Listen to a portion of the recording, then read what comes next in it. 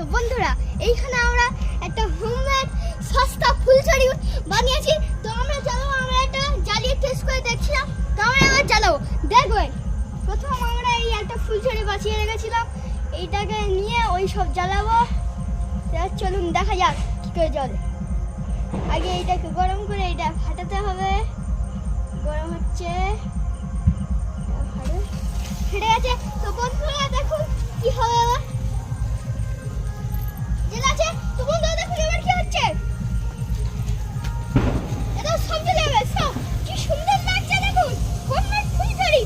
আপনারা বাড়িতেই খুব সহজে বানাতে পারবেন। শুধু কিছু ফুলঝুরিকে একসঙ্গে একটা গাটার নিয়ে বেঁধে আর একটা ফুলঝুরি পাশে রাখবেন, ওইটা দিয়ে ওতে ধরিয়ে ওই ফুলটা হাতে ধরিয়ে রেখে দেবেন। তারপরে এগুলো দেখুন কি সুন্দর লাগছে। তো আমাদের ভিডিও এইখানে শেষ।